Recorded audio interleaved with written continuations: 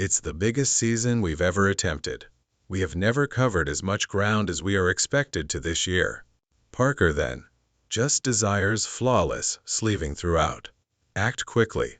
You have 5 days to complete this task. Everything changes throughout this season. The pressure is on since gold prices are at an all-time high. Tony Beets is only trying to keep his family and his business together, while Parker Schnabel is going for an unachievable objective. Good morning, Anne. Good morning. How are you today? Excellent. Are you prepared to start working? Yes. However, Parker's covert action has the potential to both ensure his future and bring down the Beets empire. The crushing weight of a dream weighing 10,000 ounces. The air in Klondike is charged with potential. This season is more than simply another mining operation for Parker Schnabel. It's an enormous risk. Over the past year, we have spent a great deal of money. I'm at a loss for words. Prices have gone up though, which is nice. He stands atop his 7,500-acre Dominion Creek claim, which yielded an incredible 4,500-ounce bounty the previous year. He is now relying on that golden pay to go north into the long cut, which is his only strip of ground. The aim is a figure that sounds less like a goal and more like a fantasy. At today's exorbitant rates, 10,000 ounces of gold are worth almost $25 million. The math is cruel to even have a chance of hitting this figure. It's the biggest season we've ever attempted. We have never covered as much ground as we are expected to this year. Parker simply wants to lose without any problems at all. For the next 6 months, Parker's team must weigh at least 430 ounces per week. They have never tried this pace before, and it is a formidable undertaking. The strain is tremendous, weighing heavily on each crew member. One of them described their predicament as having a lot of work and unreasonable demands from a manager who enjoys setting unreasonable standards. In all honesty, the heat is getting to everyone. Parker's go-to-wash plant, Big Red, is the first in the design. I understand. I'm so happy. Come on, turn it on. It's coming together. Check to see if it functions. To rewash ancient gravel heaps left by the claim's former owner, the crew painstakingly pushes it into place piece by piece. Parker thinks that those mounds still contain gold. A simple and quick way to start the season. They need a victory after spending so much last year. The first bucket of pay dirt for the season tips into the hopper after the plant is put together and the feeder is set up.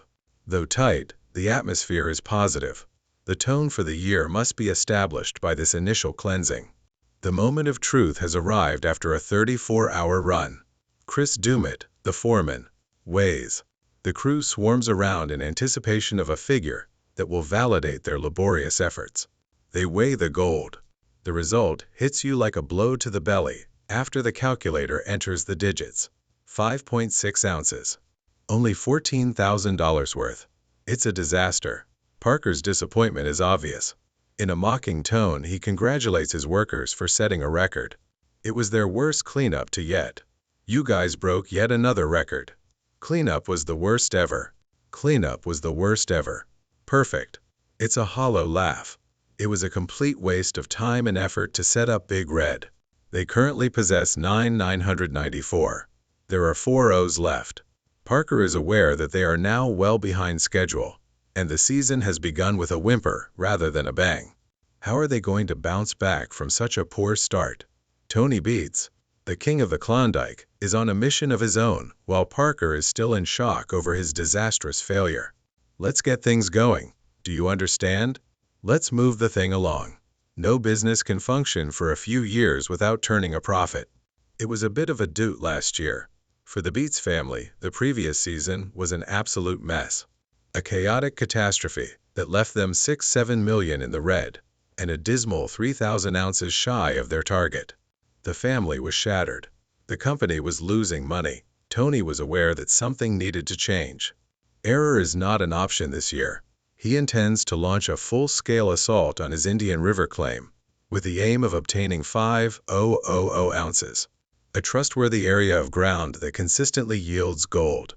Tony is struggling to save the empire he created from scratch, after coming to the Yukon more than 40 years ago with just $300 in his pocket. However, the foundation of that empire, his family, is incomplete. Kevin, his son, departed to begin his own mine. On the surface, Tony appears to be in favor of this approach. Tony wants to get off to a quick start at Indian River in order to gain momentum. As Mike and Monica are in charge of Paradise Hill, he's using an old miner's method to accomplish this. He purposefully flooded his 10-acre return cut with water last fall. That water turned into a 2-foot thick layer of ice throughout the course of the long, harsh winter.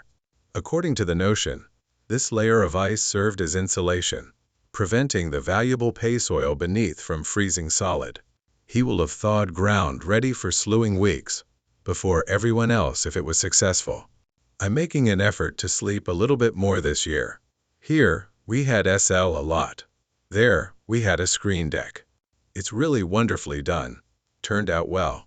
We're hoping to find some gold there by the end of the week. The money goes to me. What more would you like? He would fall behind by weeks and begin his return season with yet another setback if it didn't work. And the entire cut would be a block of ice. As Tony breaks up the surface ice with a huge dozer, the crew assembles. To determine whether the earth underneath is soft, he must send a ripper shank down far. To his relief, the ground gives way as he tears into it.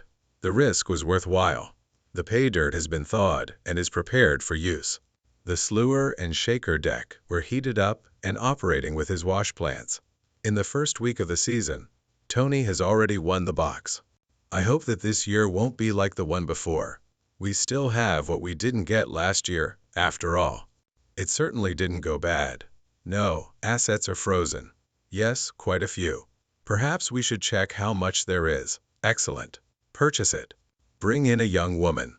The initial weigh-in is attended by the Beets family, excluding Kevin. The atmosphere is cautiously upbeat. Following a week of operation, the gold is melted and spilled. A whopping 312.60 is the final weight. Over $750,000 is worth it, at $2,500 an ounce. The Beets' first cleanup is the largest in their history. The Vikings' return to business is a strong message. The absence of his oldest son, however, lingers despite the abundance of wealth on the table. An indication of the severe fissures that remain in his family's foundation. A completely different narrative is taking place just a few kilometers from Tony's successful cleanup. Kevin Beets is beginning his own mining business from scratch on the 44-acre Scribner Creek, claim that he leased from his own father. He has invested all of his life savings in this enormous gamble with his companion, Faith. He intends to run his mine independently of his father's disorganized administration in order to reach his objective of 1,000 ounces. But beginning from scratch necessitates using second-hand tools, a lot of which were borrowed from Tony. Additionally, borrowing from Tony has conditions, as Kevin soon learns. A malfunctioning airline on a piece of equipment is one of his initial obstacles, a frustrating issue that can be handled. His greatest obstacle, however, comes on the back of a lowboy truck, a D10 dozer, an essential tool for tearing up the frozen sludge. There is only one issue. A dozer without a ripper is like a truck without tires. Even if I understand Tony didn't want to give me his best tools, we're in the water without it. The 10-foot steel ripper shank of the dozer is gone. A dozer without a ripper is like a truck without tires, as Kevin puts it. They're utterly dead in the water without it. Tony's assistance now appears to be more of a test or possibly sabotage. Kevin is helpless because of the missing piece, whether it was done on purpose or was just a normal Beets oversight. His intentions to begin tearing up and clearing the 11-acre lynx cut have been put on hold indefinitely. He is incapable of moving dirt. He is unable to start earning money to cover his enormous commitment and access the pay. Kevin, however, possesses a secret weapon. He has enlisted Brennan Ruelt, a skilled dirt mover, to assist him in getting this new mine off the ground. This is where the twist lies. Brennan used to work at Parker Schnabel as a foreman. He worked for Parker for 6 long years, and their relationship ended abruptly. He is now back in the Klondike, contributing years of Schnabel crew knowledge to the recently established Beets operation. Brennan is intimately familiar with the area. Actually, the place where he began working with Parker is only across the trees from their new claim. Although the reunion is encouraging, The current issue still poses a serious threat. The first and most crucial piece of the puzzle is the missing Ripper shank. They must locate one, and they must do so immediately. We must buy this Ripper shank immediately. This is the first and most crucial component of this year's mining puzzle. We're pretty much doomed without it, really. And it is the top priority at the moment. Kevin is compelled to look for assistance elsewhere, after his own father gives him a useless piece of equipment, which prompts him to make a call that will shock the Klondike. Arrival was the improbable Lifeline. Kevin Beets must make a crucial choice, because his operation has been postponed before it can even start. He is unable to return to Tony, his father, who is the initial cause of the issue. He then gets into his truck with Brennan Rule, his new foreman, and drives to the one location Tony would never have predicted, the Dominion Creek claim of Parker Schnabel. There is a lot of anxiety during the drive.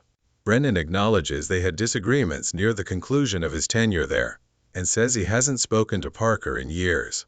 Parker was rarely in a good mood, because Kevin has only ever seen him in passing, mainly when he was at the Beets camp to speak with Tony. The encounter is surprisingly friendly when they pull into Parker's yard.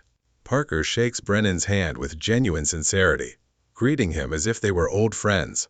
Parker's entire attitude shifts when Kevin clarifies their situation. That is, that they have a dozer from Tony, but no Rip or Shank, and he poses an important query. Apart from giving some equipment, is Tony actively participating in this new endeavor? Parker's reaction is prompt and forceful. When Kevin affirms that this is his and Faith's operation, and that Tony is not engaged. "Good," replies Parker. "I feel better about helping you after that. But aside from lending a hand with certain equipment and other things, is Tony really involved in anything else?" "Oh, no." "Excellent, yes. Well, if this is just Tony's thing, then Tony can handle his. Therefore, I feel better about assisting you. However, congratulations on completing this." "Oh, I'm grateful. Thank you." He makes it plain that he wouldn't do anything if this were just another of Tony's plots.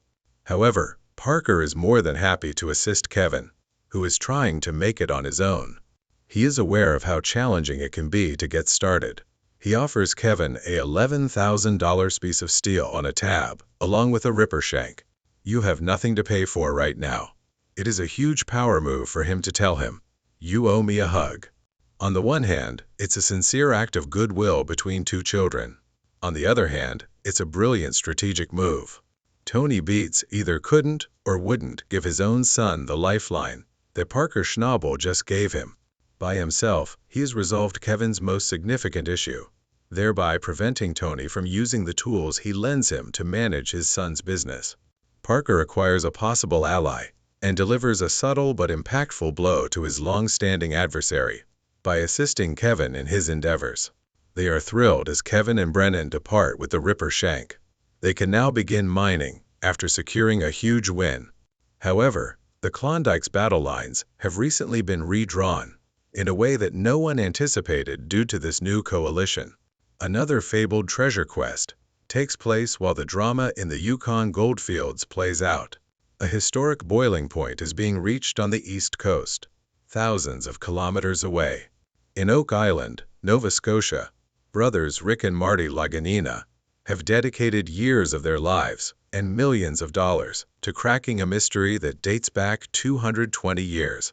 And now, a brand new episode reveals a startling discovery that might finally solve the whole mystery. According to statistics, 90% of the historical objects in England that are currently on display in museums for public viewing were discovered by treasure seekers in the country's recent past. Whoa! And that is an illustration of a successful policy. Treasure hunters, not archaeologists. Searchers of treasure. Indeed, not archaeologists. The garden shaft and the money pit have been the main topics of discussion for years. However, a mystery anomaly found far beneath has been the focus of recent research. The crew located what they characterized as a massive, dense, L-shaped structure buried deep within the marsh using sophisticated ground-penetrating radar. It was likely man-made because its composition and shape did not fit any of the island's recognized geology. Finally, after weeks of meticulous drilling and excavation, they have arrived. Diver reports and core samples have revealed further unidentified information that has shocked the treasure hunting community. Wood samples taken from the structure are confirmed by geologists to be foreign to Nova Scotia, indicating that they were carried from a great distance.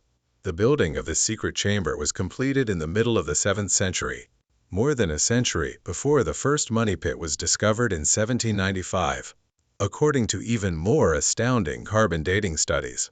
This demonstrates that there was a significant pre-Archer period enterprise on the island.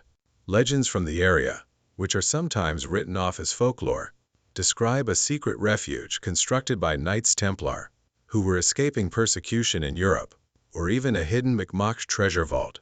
And this revelation instantly lends those stories a terrifying new legitimacy. The most thrilling evidence to date has come from the most recent dive in a recently submerged caisson. Wait a moment. Put it down. Yes, continue. Permit me to insert my face once more.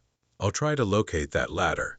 In contrast to the island's rugged natural rock, a remote-controlled car fitted with high-definition cameras took pictures of what looks to be smooth dressed stone, creating a perfect corner. More critically, a gleam of metal was captured by the camera. It appeared to be the corner of a big, dark, rectangular item, rather than just a wayward coin. The group thinks they've finally located it. For millennia, searchers have been unable to find the ultimate prize, a secret chamber, a hidden vault. The building is authentic, it's ancient, and now they can finally access it.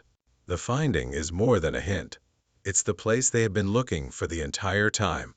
What is within this secret building that has finally been discovered, is the question now, rather than whether the Oak Island wealth is real.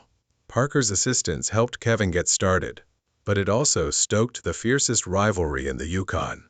So, who do you believe will win this season? Please subscribe and like.